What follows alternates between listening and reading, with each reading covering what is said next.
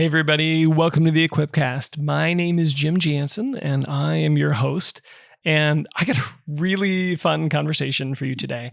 I sit down with Father Tom Fangman and we talk about how to let go, how to start working with an administrative assistant.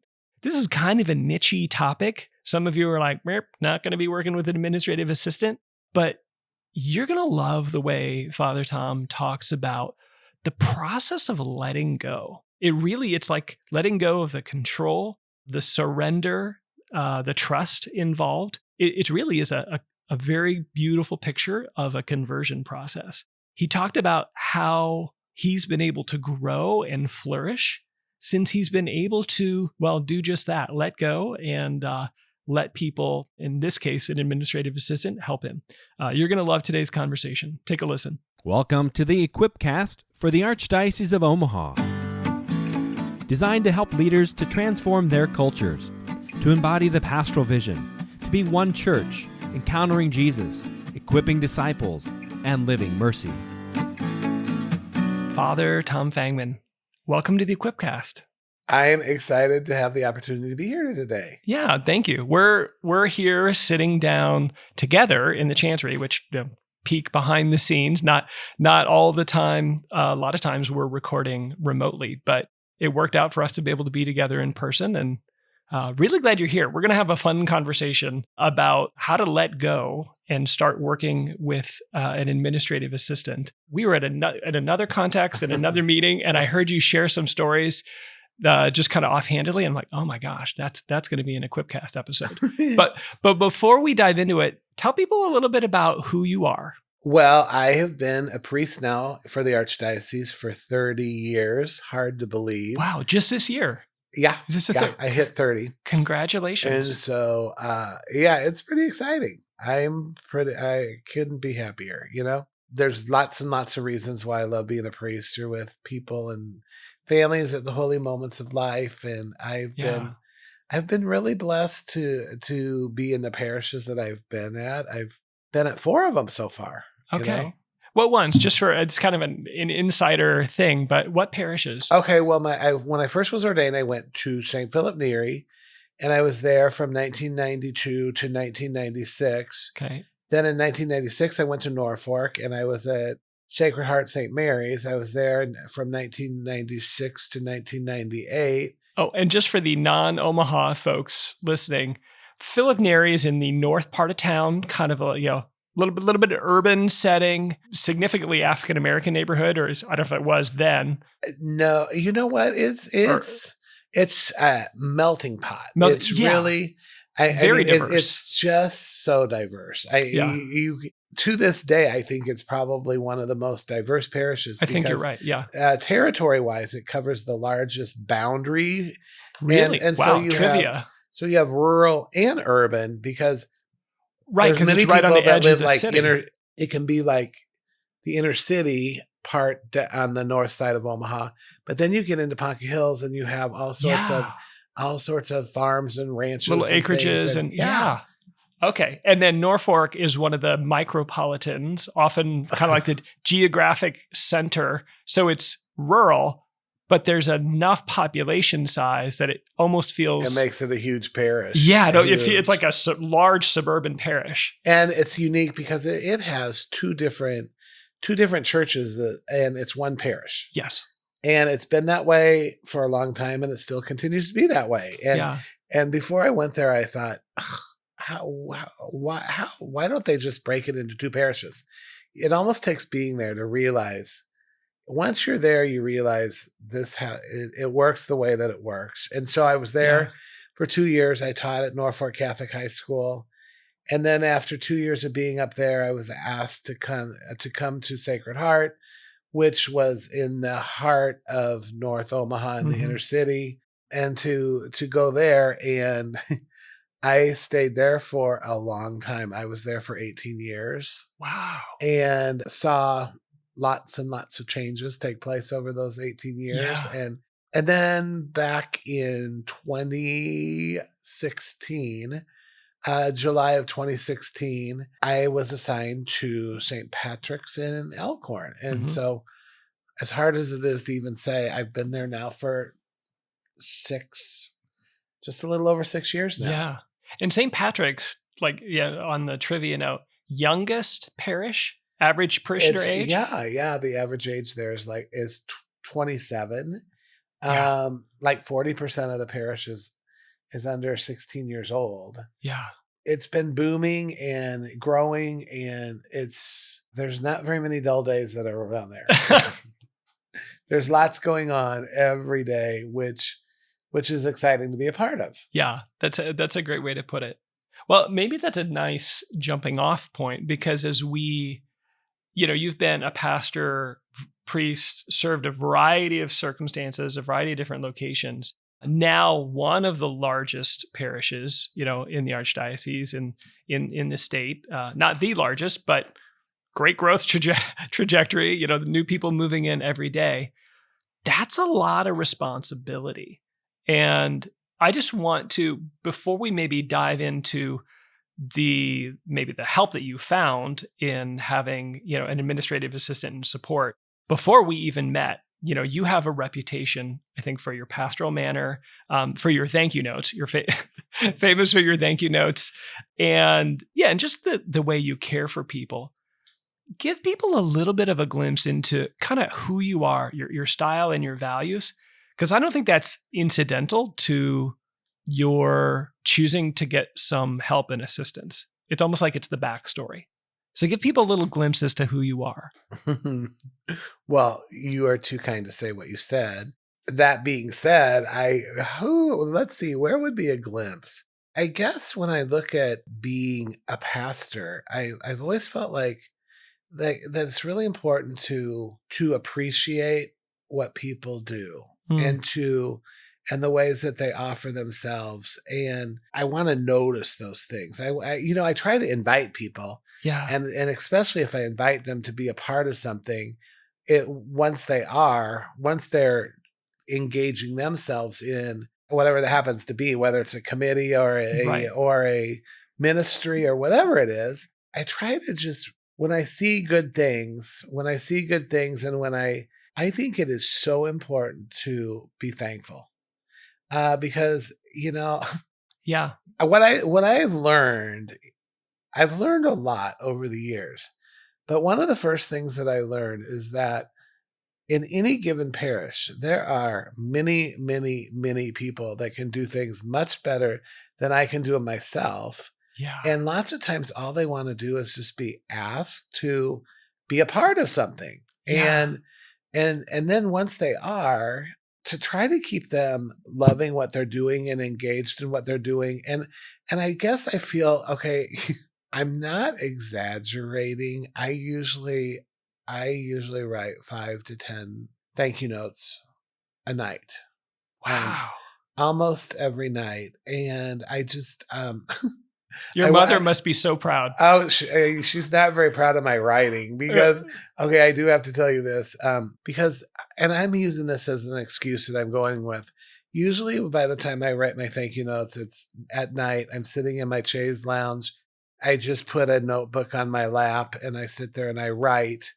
And so I'm going to go with that because it would be much different if I was sitting at my desk writing these thank you notes, because I get teased all the time about how horrible my writing is. And I'd be lying if I said I didn't need someone to help me read one of the thank you notes I received. I'm like, wow, this is so nice. It's been called Fangmanese before, to be honest with you. And couples will tell me, they're like, oh, it was like a puzzle. My husband or my wife and we sat up and we tried to figure out the words that you wrote. But I always tell them, I'm like, okay, but the meaning behind it is that I'm just thankful for what you've done, So I just think that I never want to be a person that just takes things for granted or just, expects things to happen, because I feel like we all can get so much further just by being thankful. Yeah. I bring that up. I love that because it was part of the inspiration for me when I, as I was reflecting just ahead of our conversation, I've been blessed to be able to work with 5 different people, administrative assistants or people who are supporting me in roles over the years. And the ability to do thank you notes, to have like a little bit of freedom and a little bit of help, and as simple as it may be, just the accountability, that was like a little motivation that helped push me over the edge to say, okay, I just need to do this. I need to let someone help me, just as silly as it may sound, just so I can do thank you notes.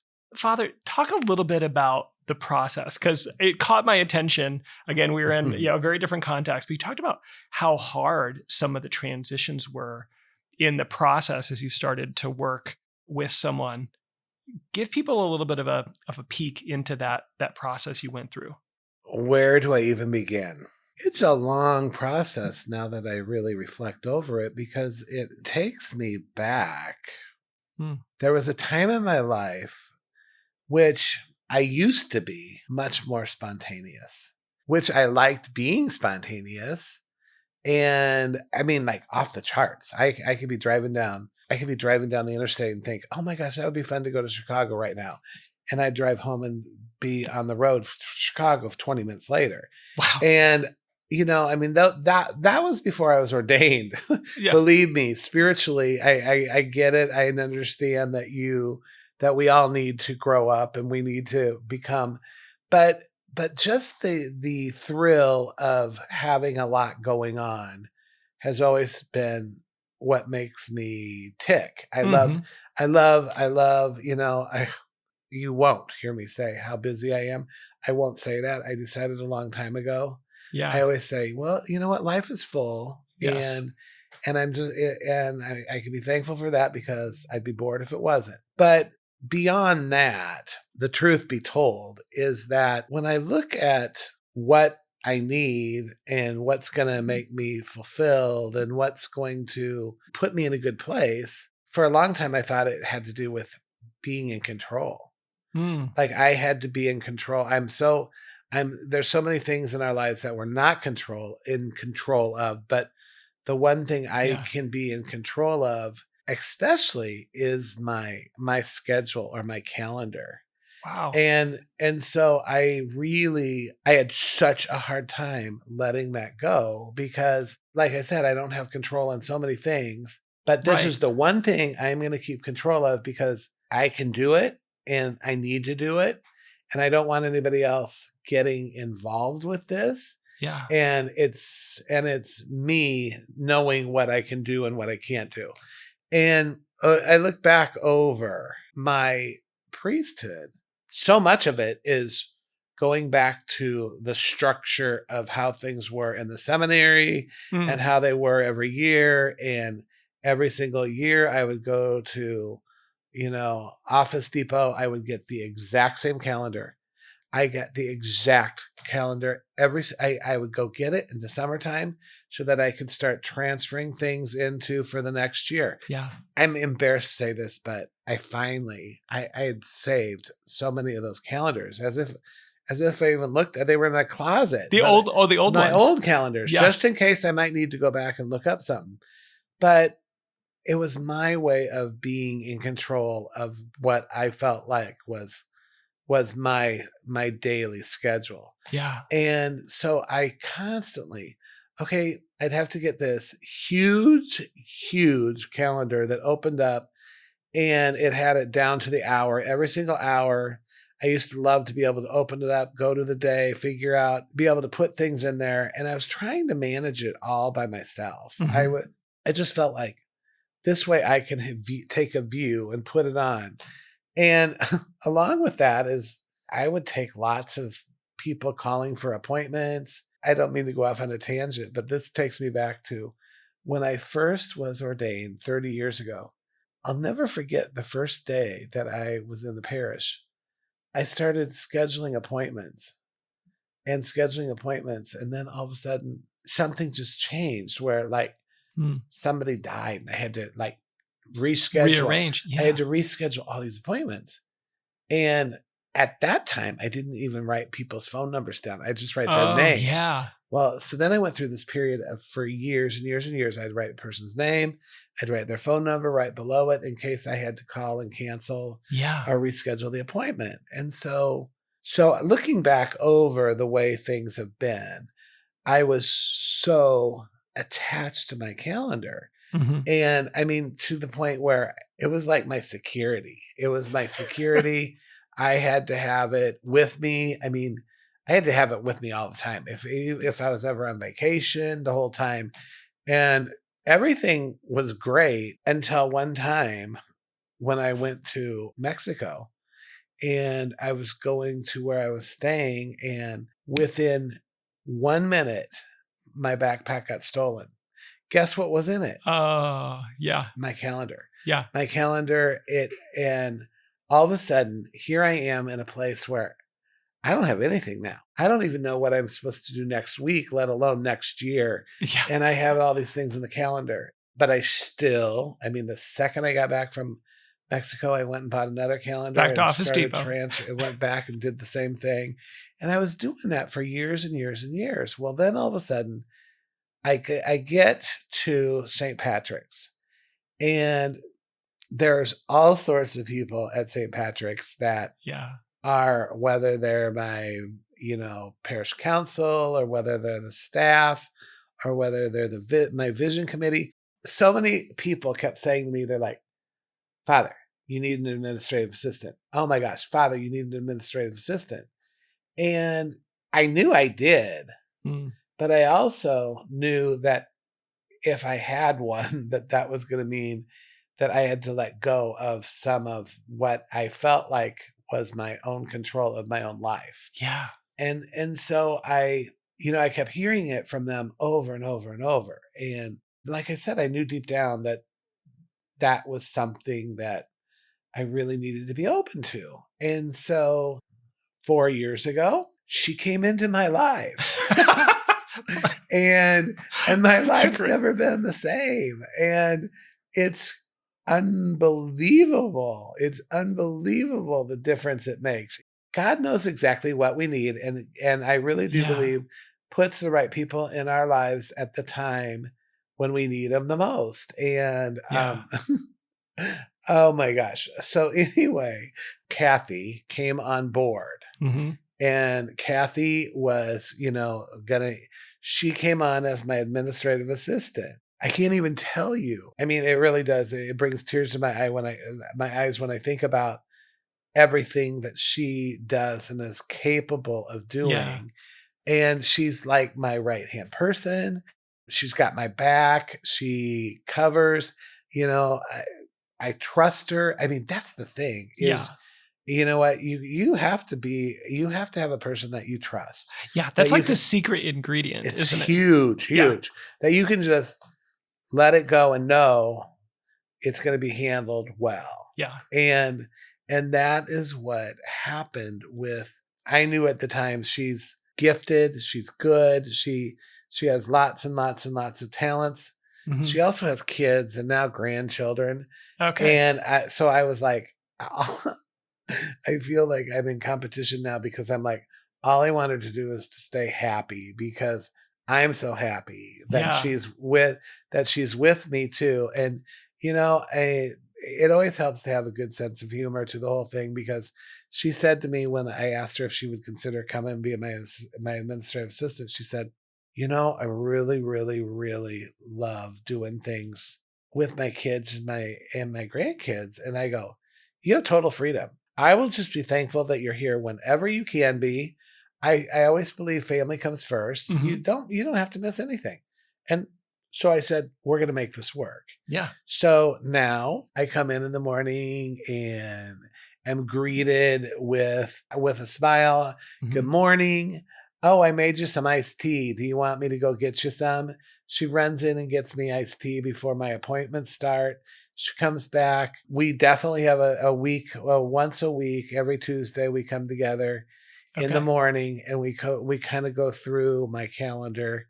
We go through my calendar and we talk about, and she will bring up things that maybe she could do that might make it a little easier. Sure. Or a contact she can make. She sits there and writes there and takes notes. Can you give an example of the type of stuff? So clearly, right, she's helping you to manage your calendar and your appointments. But what are some of those little things that she does? I mean, she'll call and make doctor's appointments for me. Sure. I mean, she will, I do thank you dinners. I do thank you Mhm. dinners and have people over, and she'll, send out a sign to see how many people can come and be there that night. There's nothing she can't do. And she Mhm. does everything because I really do believe, I mean, it just flows from her. Mhm. It flows from her goodness. She was the school secretary before she came to work for me. So Okay. she knew every family and every child in the whole school. Sure. Yeah. And I needed somebody like that sort of person. You kind of have to get somebody that that you mesh with. Yeah. And also, I mean, this is huge to me. To this day, I have never had anything but compliments about how they, I mean, I hear it all the time. Yes. Couples that I'm doing marriage prep with, they're like, "Oh my gosh, your Kathy is unbelievable. She went beyond. She went beyond." Yeah.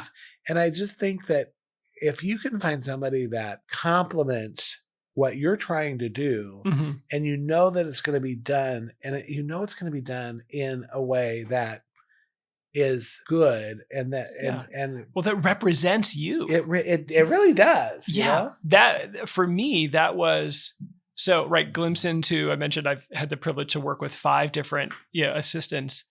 I'm bad at scheduling. I'm pretty good when I show up or when we're there, but like the scheduling and my desire to be able to like reschedule if something suddenly comes up, and to be able to express my regrets and to get back to people quickly.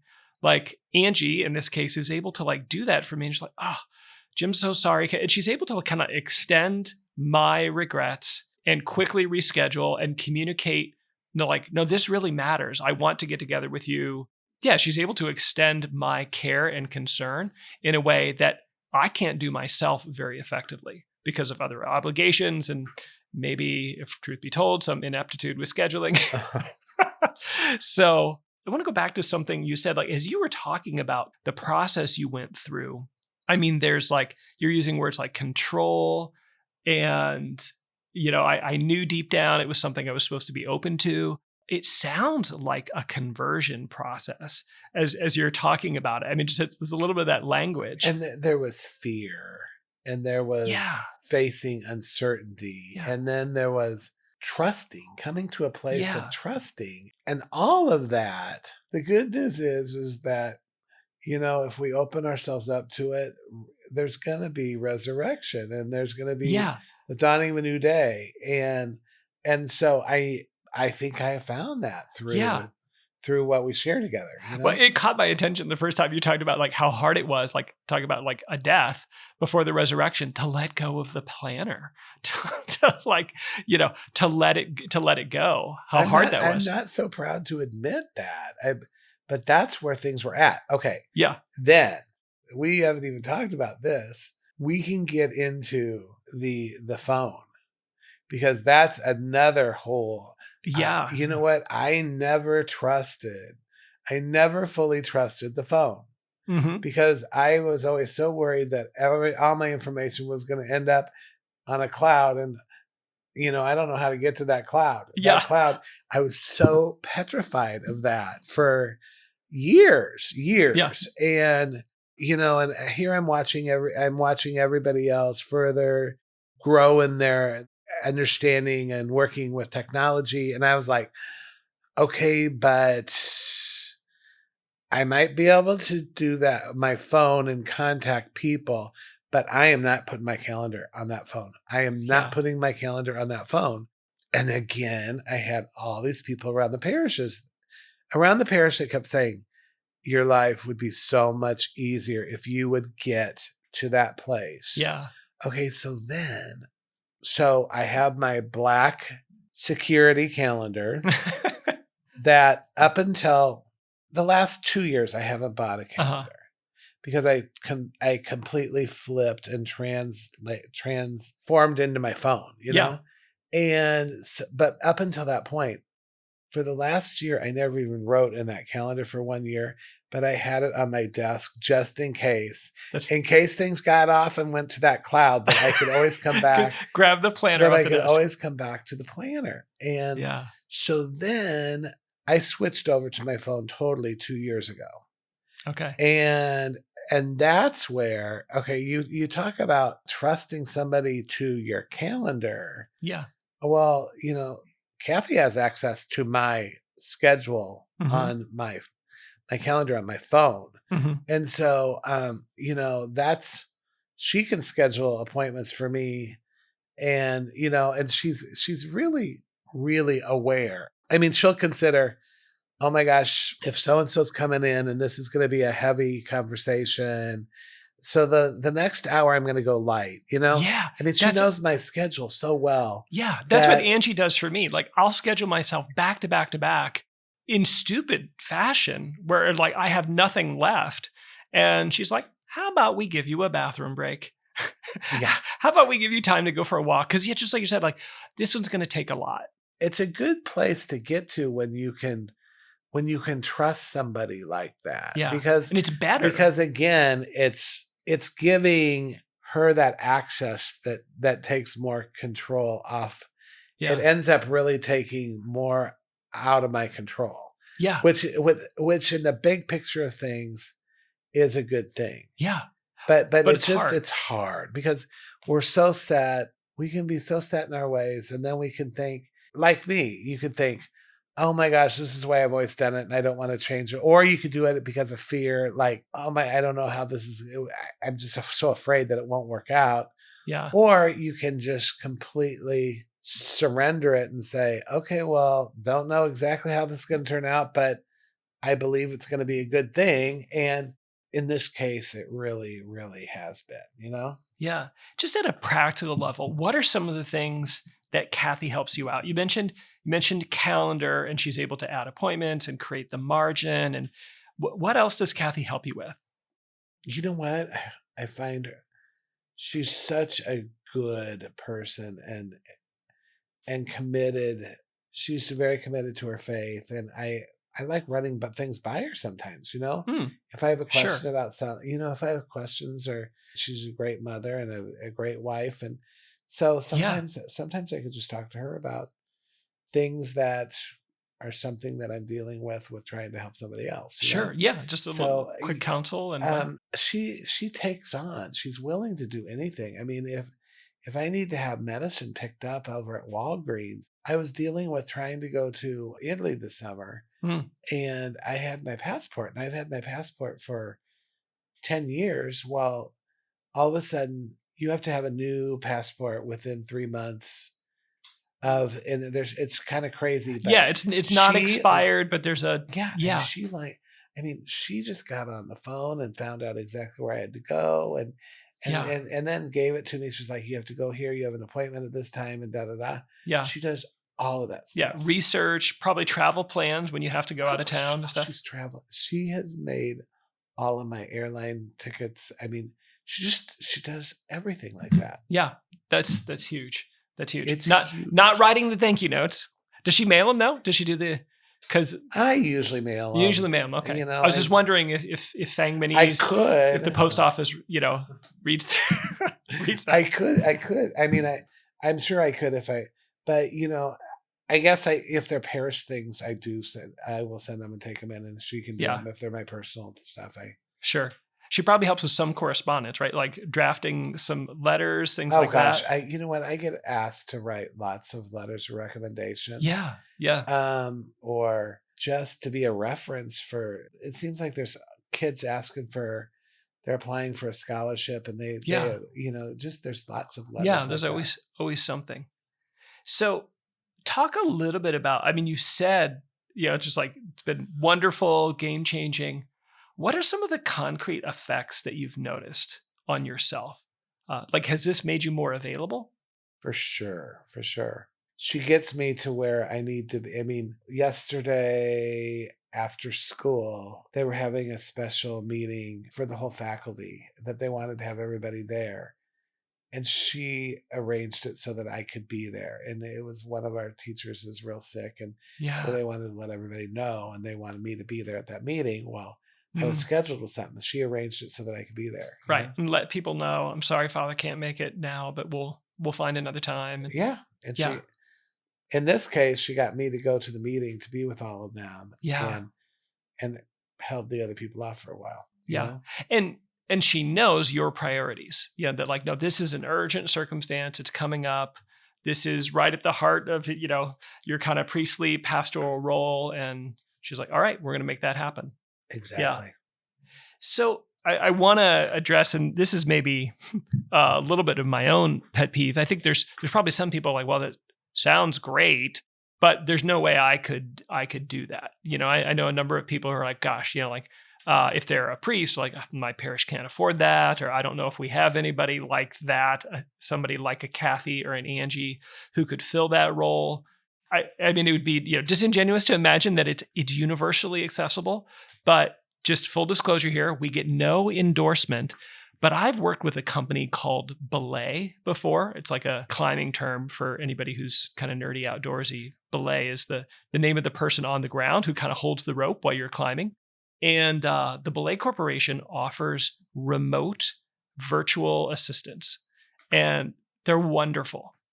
I just have to add, I've heard of that as well. And same thing, I would just echo, because they're able to do it and people don't even know.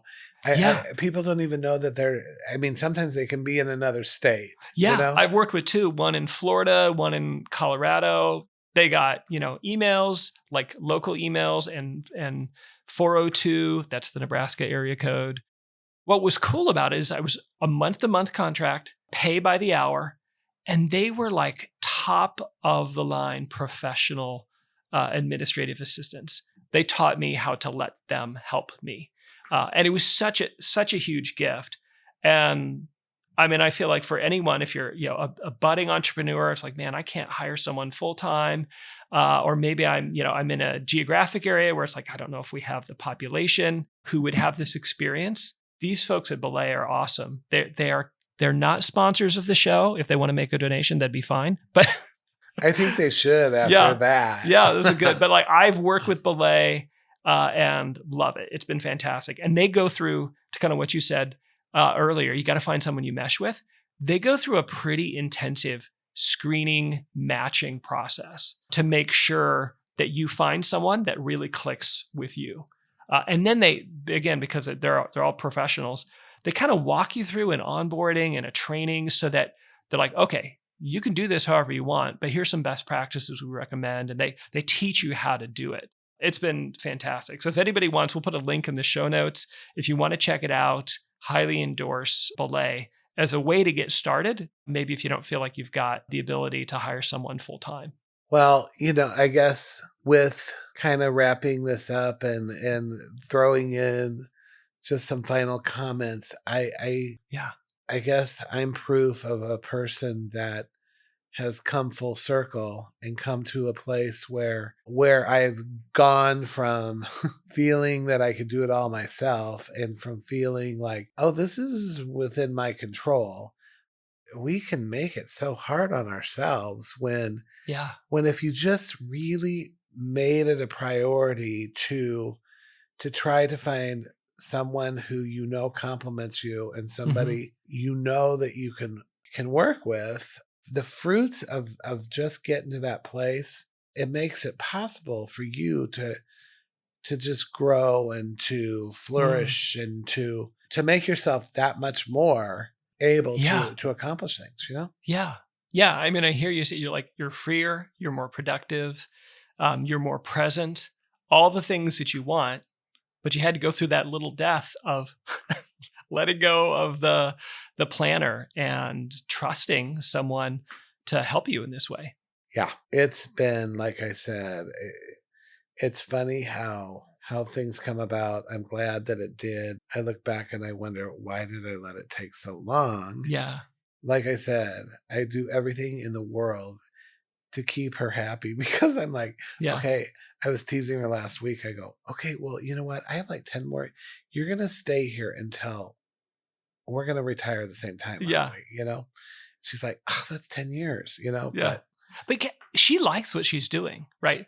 You can tell she enjoys. She loves it. Support. Yeah. The same thing with Angie. And that's part of, like, for those of you who are thinking about, well, maybe I'll find someone within my organization or someone else that I know. That's fine. But one of the ways you've got a good fit is they love the idea of helping in this way, right? They enjoy it. And that's what I've seen when I've been able to work with people. They're not just helping, they love it. It's actually a ministry and a service for them. And they're like, they love helping in this way. Humbled because I think, how blessed am I that you are willing to take on so much ministry and to do all this in order to try to make my life I don't even know if easier is just to make my life better. Yeah. I think there's something mysterious here. I mean, kind of close on this, like a lot of, I mean, again, I know some people listen, they're in a professional role, entrepreneurial business, whatever. But many of our listeners are kind of in a church space. And it's one thing to come to the point where you have the heart of a servant and you want to serve other people. But for many of us, letting someone serve us is the thing. Yeah, it's like, that's what we're not good at. And the irony is sometimes they're connected. The ability to let someone serve us is all the difference maker in us actually getting to another level of fruitfulness in service to others. And I think you see it in Jesus' example, right? I mean, Jesus doesn't just serve. He, God of the universe, lets people serve him. Father, any closing thoughts here? This has been great stuff. It has. I've enjoyed it. It was just a good chance for me to think about how blessed I am and how thankful I am to have people like my administrative assistant, Kathy, there, Well, God bless the Kathys and Angies of the world. And thanks for being with us. Thanks for sharing your story. Honored anytime. It's been wonderful to be here. All right, everybody, if you know someone who needs to hear this, somebody who you've been telling them you need help, pause and share that with a friend. Thanks for being with us.